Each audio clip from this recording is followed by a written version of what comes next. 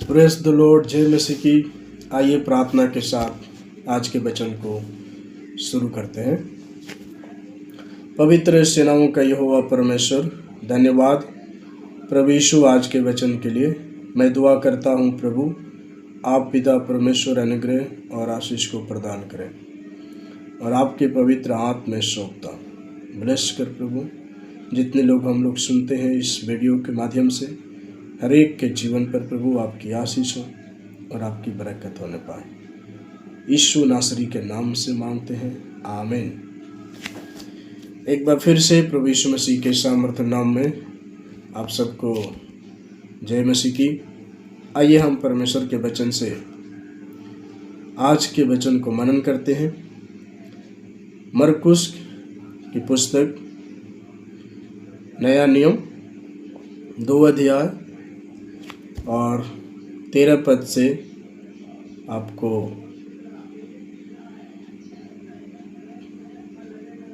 13 पद से 17 पद तक मैं आपके लिए पढ़ता हूँ। यहाँ पर परमेश्वर के वचन एक लेवी को बुलाए जाना का, यहाँ पर बुलाए किस तरीक़ा से प्रभु ने एक लेवी मतलब चुंगी लेने वाला या टैक्स कलेक्टर जिसे बोलते हैं, जो पैसे को कलेक्शन करता है। यहाँ पर जो है कि प्रभु यीशु मसीह एक लेवी को प्रभु यहाँ बुलाता है और यहाँ पर केवल यही व्यक्ति नहीं था, बल्कि इसके साथ में और भी लेवी थे, टैक्स कलेक्टर थे।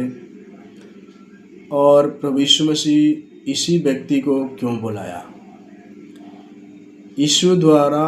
प्रभु यीशु द्वारा लेवी का बुलाया जाना। यहाँ पर हम देख रहे हैं कि इस व्यक्ति को परमेश्वर बुलाता है और हम यहाँ परमेश्वर के वचन को पढ़ रहे हैं। यहाँ पर लिखता है कि वह फिर निकलकर झील के किनारे गया और सारी भीड़ उसके पास आई और वह उन्हें उपदेश देने लगा। तो यहाँ पर हम देख रहे हैं कि झील के किनारे जब प्रभु यीशु मसीह आए और वहाँ पर बैठ कर के प्रभु यीशु मसीह संदेश को दे रहे थे। जाते हुए यीशु ने हलफाई के पुत्र लेवी को चुंगी की चौकी पर बैठे देखा और उससे कहा, मेरे पीछे हो ले। और यहाँ पर जो है कि हलफाई का पुत्र था वो चुंगी लेने वाला, और प्रभु यीशु मसीह इस व्यक्ति को देखता है और बोलता है कि मेरे पीछे हो ले, मेरे पीछे हो ले। मेरे पीछे हो लेने का मतलब है कि पीछे मुड़कर ना देखना, है ना। अब यहाँ पर परमेश्वर के वचन को हम देख रहे हैं कि और वह उठकर उसके पीछे हो लिया, उठ कर के उसके पीछे हो लिया और वह उसके घर में भोजन करने बैठा और बहुत से चुंगी लेने वाले और पापी भी उसके और चेलों के साथ भोजन करने बैठे, क्योंकि वे बहुत से थे और उसके पीछे हो लिए थे। अब यहाँ पर देख रहे हैं कि प्रभु यीशु मसीह चुंगी लेने वाले के घर में आकर भोजन कर रहे थे। और यहाँ पर परमेश्वर के वचन बता रहा है कि चुंगी लेने वालों और पापी भी उसके चेलों के साथ भोजन करने बैठे थे, क्योंकि बहुत से थे और उसके पीछे हो लिए थे। यहाँ पर चेले भी थे, पापी लोग भी थे और यहाँ पर चुंगी लेने वाले भी थे। यहाँ पर 3 लोगों का जिक्र यहाँ किया गया है। तब 16 पद में लिखा है कि शास्त्री और फरीसियों ने यह देखकर कि वह तो पापियों और चुंगी लेने वालों के साथ भोजन कर रहा है, उसके चेलों से कहा, वह तो चुंगी लेने वाले और पापियों के साथ खाता पीता है। अब यहाँ पर हम देख रहे हैं कि ये सदुकी और फरीसी जो थे एक धार्मिक गुरु थे, और ये जो है कि प्रभु यीशु मसीह के यहाँ पर इंसल्ट कर रहे हैं कि ये तो पापियों के बीच में जाकर भोजन करता है, और यहाँ पर जो है कि उनके साथ खाता पीता है। और यहाँ पर प्रभु यीशु मसीह एक बात उनके बोलता है कि यीशु ने यह सुनकर उनसे कहा, प्रभु यीशु ने उनकी बात को सुनकर यह कहा, भले को चंगे की जरूरत नहीं है।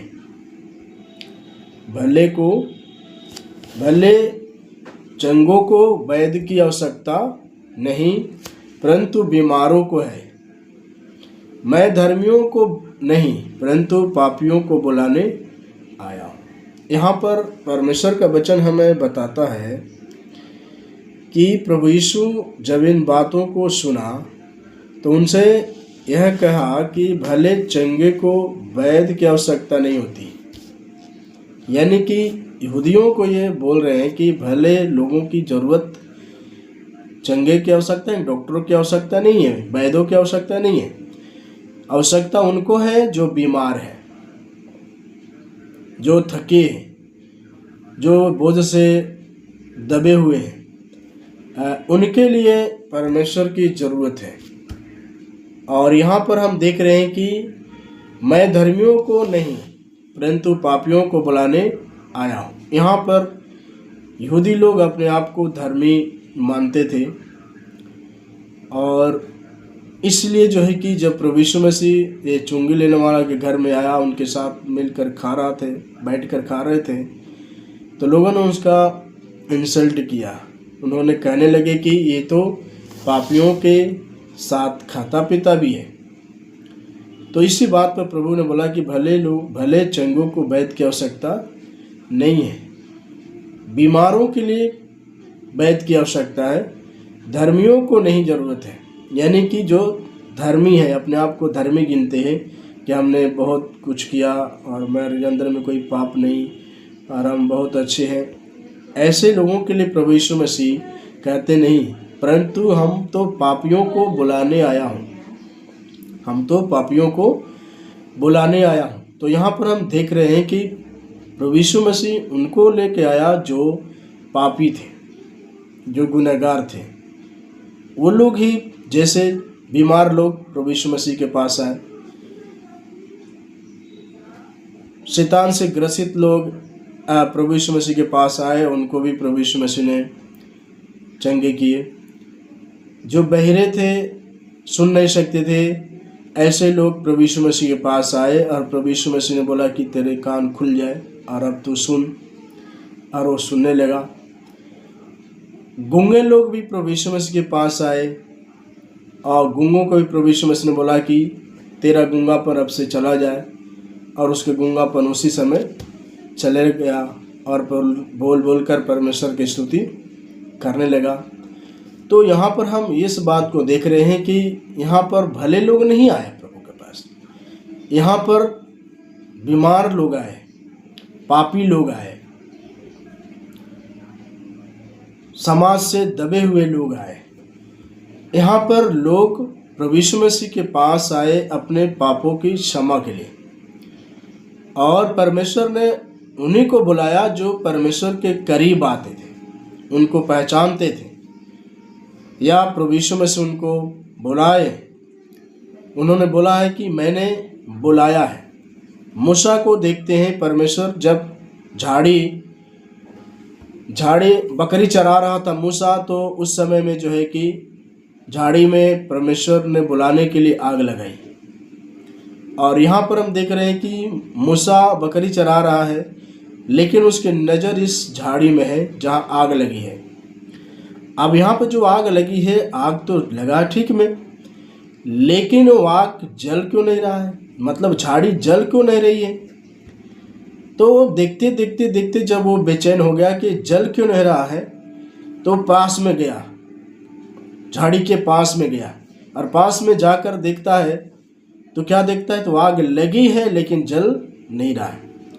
तो उसने कदम बढ़ाकर आगे बढ़ने का कोशिश किया, तब तक परमेश्वर उसे आवाज़ दिया, मूसा ये पवित्र स्थान है, अपने सैंडल को बाहर निकाल दे। तो यहाँ पर हम क्या देख रहे हैं कि पापियों को प्रभु ने बुलाया। जो मूसा क्या था, अच्छी तरह से बोल नहीं सकता था, उसके जीवन में क्या था, पौई थी, लेकिन फिर भी परमेश्वर ने ऐसे लोगों को अपने पास बुलाया।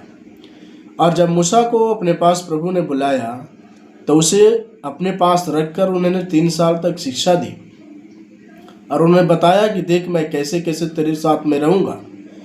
और उसको पूरे ट्रेनिंग देने के बाद, पूरा परमेश्वर के वचन को शिक्षा देने के बाद, जब प्रभु यीशु मसीह ने सारे काम को पूरा कर दिए, तब उसे कहे तू अब तैयार हो गया है, तू अब जा सकता है मिस्र में, क्योंकि मेरे लोग वहाँ गुलाम हैं।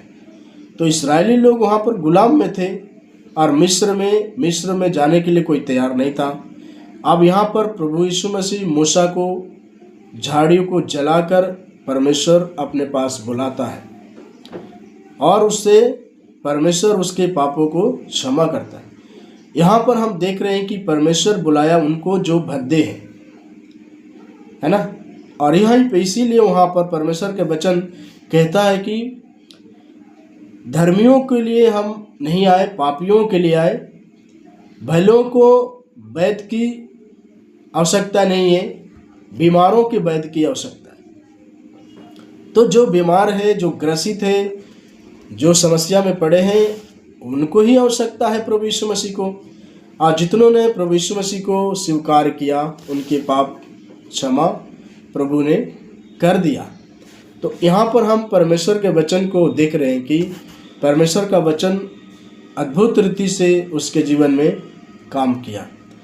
अब हम देखते हैं परमेश्वर के वचन को कि प्रेतों के काम, उसके 3 अध्याय में वहाँ दिख रहा हूँ। एक लंगड़ा वहाँ मिलता है। वहाँ लंगड़ा जो है कि लोग वहाँ पर सुंदर फाटक के सामने लोग ले आकर के उसको बैठा दिया करते थे, है ना। वहाँ पर लोग ले आकर बैठा दिया करते थे। वो भीख मांगता था, जब पैसे हो जाते तो उसको उठा कर लेकर चले जाते थे। ऐसे करते करते कितने सालों से वो कर रहा था, कोई उसके ऊपर दया नहीं कर रहा था। लेकिन पतरस और यूहन्ना उस मंदिर में जा रहे थे और ये लंगड़ा, जो जन्म से जो लंगड़ा है, ये भीख मांग रहा था।